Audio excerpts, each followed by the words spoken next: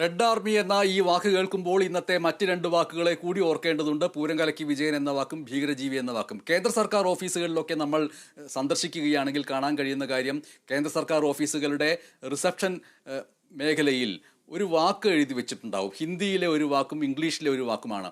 ഓരോ ദിവസവും അവിടെ വരുന്ന കേന്ദ്ര സർക്കാർ ഉദ്യോഗസ്ഥരാവട്ടെ, സന്ദർശിക്കുന്ന സാധാരണ ജനമാകട്ടെ, അവരെല്ലാവരും ആ കേന്ദ്ര സർക്കാർ ഓഫീസിൽ നിന്ന് അന്ന് ഒരു വാക്ക്, ഹിന്ദിയിലുള്ള ഒരു വാക്കും ഇംഗ്ലീഷിലുള്ള ഒരു വാക്കും, അതിൻ്റെ അർത്ഥവും പഠിച്ചിരിക്കണം. അത് മനസ്സിലാക്കുന്നതിന് വേണ്ടിയാണ് ആ വാക്ക് എഴുതി വെക്കുന്നത്. അങ്ങനെ ഇന്നത്തെ വാർത്താ ദിനത്തിൽ ഈ മൂന്ന് വാക്കുകൾ വരുന്നു.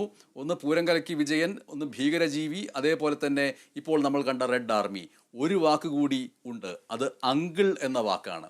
അങ്കിൾ എന്നത് മമ്മൂട്ടി അഭിനയിച്ച ഒരു സിനിമയുടെ ശീർഷകമാണ്. അതിൽ മമ്മൂട്ടി അഭിനയിച്ച കഥാപാത്രത്തിൻ്റെ പ്രത്യേകതയും നമ്മൾക്കറിയാം. പക്ഷേ ഇവിടുത്തെ അങ്കിൾ എന്ന് പറയുന്നത്, മലപ്പുറത്ത് ഇന്ന് കേരള പോലീസിലെ 3 ഉന്നത പോലീസ് ഉദ്യോഗസ്ഥർ തന്നെ പീഡിപ്പിച്ചു, ബലാത്സംഗം ചെയ്തു എന്ന് പറഞ്ഞുകൊണ്ടുള്ള അവരുടെ മൊഴിയിൽ 3 പോലീസ് ഉദ്യോഗസ്ഥരിൽ ഒരാൾ മുഖ്യമന്ത്രി പിണറായി വിജയനെ വിളിക്കുന്നത് അങ്കിൾ ആണ് എന്ന് സൂചിപ്പിക്കുകയുണ്ടായി.